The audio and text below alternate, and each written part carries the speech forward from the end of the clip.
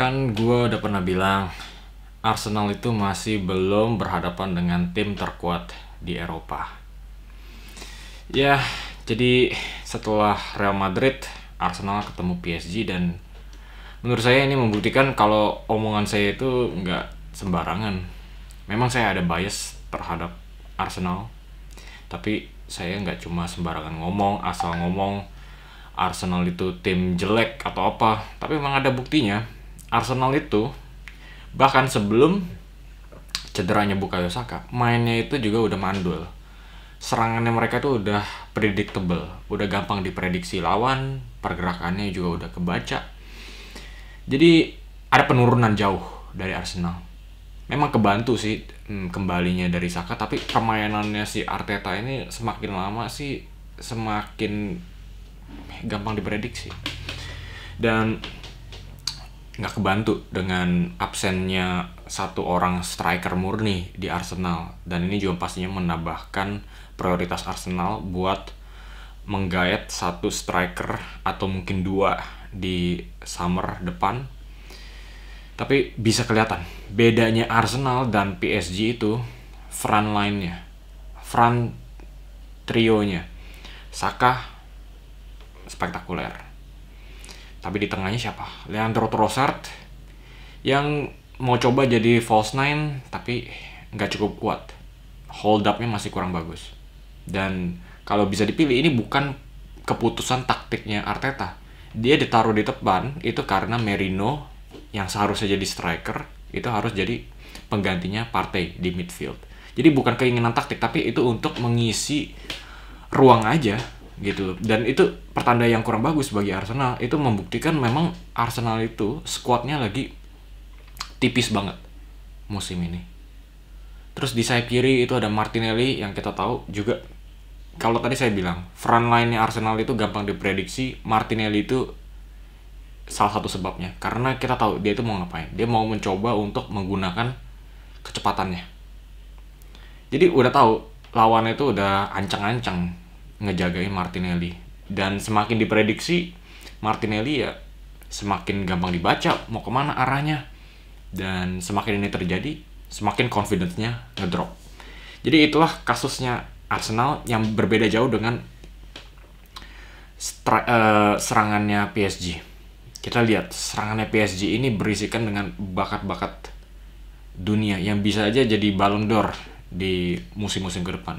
Di sayap kiri, Kvicha Kvaratskhelia berhadapan dengan Jurrien Timber, yang menurut saya itu salah satu the best 1v1 defending, atau dia itu yang terbaik dalam menjaga satu lawan satu. Nah, Kvicha membuktikan kalau dia itu bisa mengalahkan Timber. Berapa kali dia berduel dengan Kvara, tapi Timber ngefoul terus, dan beruntung dia nggak mendapatkan kartu kuning sama sekali. Kvaratskhelia 1, Timber 0. Terus di sayap kanan ada Desiree Doué, pemain berusia 18 atau 19 tahun ini. Luar biasa sekali, pemain yang muda tapi sudah berbakat dan sudah bisa di ruang sempit bisa muter-muter, pergerakannya lincah sekali. Dan dia ada satu chance yang baik di dalam kotak penalti, untungnya masih bisa digagalkan oleh David Raya. Ini pemain yang sangat spesial dan pastinya masih bisa berkembang lagi. Dan di tengah yaitu match winner kali ini yaitu Ousmane Dembele. Ini salah satu pemain yang berkembang setelah kepergiannya Mbappe. Kalau ada Mbappe di tim ini, semuanya itu bertuju untuk bekerja keras untuk memberikan bola ke Mbappe. Tapi dengan hilangnya Mbappe, semua pemain di skuad PSG ini itu bisa berperan besar. Nah, salah satunya adalah Ousmane Dembele. Dia bermain sebagai false nine. Dia bisa make runs in behind, dan juga dia bisa menjemput bola. Nah, menjemput bola ini adalah pergerakan yang sulit dibaca, karena ketika dia menjemput bola, Saliba itu harus ngikutin, dan ini meninggalkan ruang di belakang untuk Kvara ataupun Desiree Doué. Jadi itulah kenapa PSG di atas kertas memang lebih fluid daripada Arsenal, karena pergerakan pemainnya ini susah dibaca dan satu lawan satu mereka itu berbahaya sekali. Jadi ya gimana nggak kewalahan defense-nya Arsenal ini. Dan kita ngomongin salah satu defense terbaik di Eropa loh, nggak cuma di Inggris, yaitu Arsenal. Tapi dibuat seperti taman kanak-kanak kemarin itu, Emirates Stadium.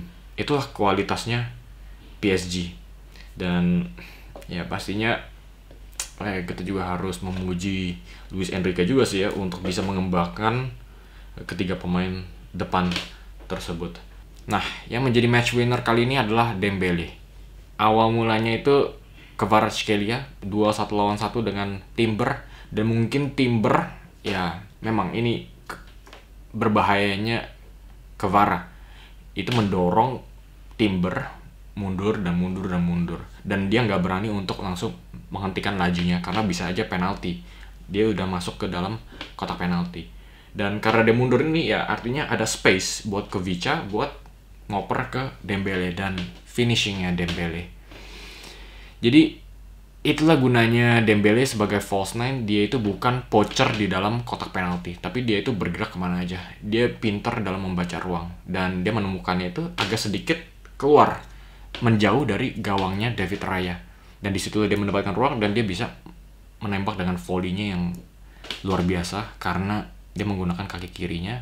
Dan masih ada banyak debat sih, yang mana lebih kuat, kaki kiri atau kaki kanannya. Dia menurut saya sih mungkin masih di kanannya, tapi dia itu cukup nyaman untuk menggunakan kaki kirinya dan menggunakan volley first time dan sangat terarah sekali ke ujung golnya David Raya itu. Jadi gol yang sangat baik dari PSG. Dan ada beberapa momen sih, karena secara keseluruhan kita tahu PSG itu lebih mendominasi Arsenal. Teknik dari ketiga pemain midfieldnya PSG ini, João Neves, Fabian Ruiz, dan Vitinha, itu nggak bisa diimbangkan oleh midfieldnya Arsenal. Dan juga pemain ini kecil, tapi mereka itu nggak cuma tekniknya aja, tapi mereka tuh juga menyeimbangkan dengan work rate-nya atau kerja kerasnya. Karena ketiga pemain ini nggak pernah berhenti lari untuk menyisir lapangan, untuk menghentikan laju serangannya Arsenal. Jadi itulah yang membuat PSG itu sulit dihentikan. Mereka memiliki banyak sekali pemain berteknik tinggi, tapi mereka juga seimbangkan dengan kerja keras off the ball. Nah, memang PSG yang mendominasi, tapi Arsenal mencoba untuk mengejar kembali. Dan ada beberapa momen yang berbahaya bagi Arsenal. Salah satunya adalah chance-nya Martinelli yang berawal dari dribblenya Miles Lewis Kelly. Dan Lewis Kelly, mungkin ini bukan waktu yang tepat untuk memuji dirinya, tapi saya harus memuji Lewis Kelly juga karena ini adalah laga besar. Tapi dibandingkan dengan pemain-pemain lain Arsenal, Miles Lewis Kelly itu kelihatan lebih percaya diri. Dia itu nggak takut untuk melakukan kesalahan. Dia seorang defender, tapi dia beroperasi di midfield. Dan dia bisa melakukan dribble seperti itu. Itu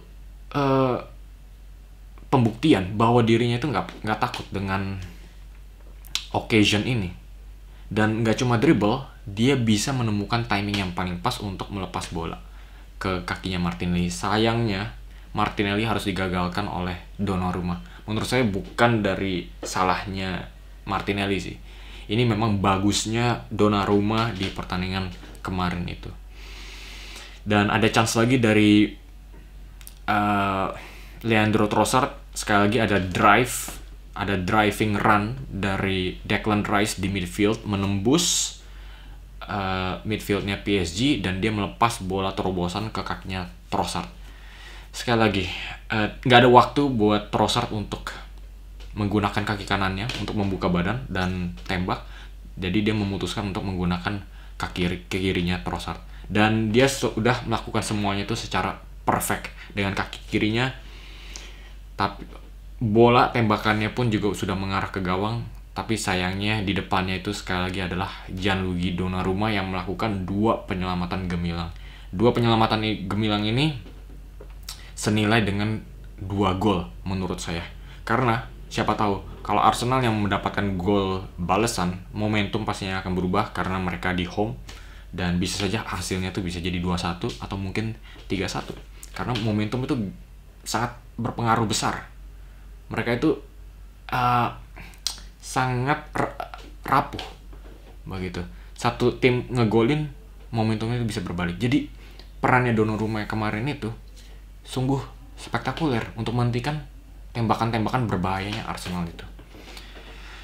Jadi begitulah rangkuman Arsenal melawan PSG, dan ya Arsenal pastinya bersyukur karena suspensionnya Thomas Partey sudah berakhir ketika mereka akan bertandang ke Parc des Princes, karena memang sebetulnya Arsenal itu harusnya lebih menyesali absennya Partey di first leg, karena sekarang mereka balik ke second leg dan mereka harus mengejar, dan mungkin mereka itu baliknya Partey itu bukan yang terlalu positif ya, karena mereka harus nyerang gitu, sedangkan Partey itu adalah defensive midfielder begitu. Tapi ya pastinya itu boost yang besar sih buat Arsenal karena adanya Partey yang menambahkan dinamika yang baru dan juga energi yang kuat. Jadi sekarang situasinya Arsenal memang ketinggalan 1-0, tapi apa saja bisa terjadi walaupun sulit karena mereka harus bertandang di Parc des Princes, dan di home-nya PSG ini mereka itu sulit terkalahkan. Dan atmosfernya pasti menggila karena saya melihat di Emirates Stadium fansnya PSG malah lebih kencang suaranya daripada Arsenal. Mereka tuh sambil bawa drum lah dan sebagainya, dan apalagi kalau ini terjadi di home-nya mereka sendiri gitu. Jadi memang sekarang 1-0 bukan akhir dunia bagi Arsenal. Mereka masih bisa membalikan, tapi sangat sulit. Jadi Arsenal itu membutuhkan untuk menaikkan levelnya lagi di leg kedua, dan sambil berharap PSG menurunkan giginya. Dan karena kita tahu levelnya PSG itu lebih superior daripada Arsenal, jadi ketika PSG menurun kondisinya dan Arsenal naik, nah itu mungkin balance of play-nya bisa terciptakan. Dan mungkin Arsenal sekarang ini juga berharap ya, Dembele yang kemarin itu akhirnya kena cedera hamstring, dia bilang sih it's okay, it's fine, dia mungkin balik lagi di leg kedua. Tapi ya mungkin dalam hatinya Arteta berharap Dembele itu bakal keluar karena ini adalah pemain pentingnya PSG. Oke guys, jadi sekian dulu rangkuman Arsenal melawan PSG. Kalau kalian enjoy seperti biasa, kasih like dan kasih komen di bawah pendapat kalian tentang match kemarin itu.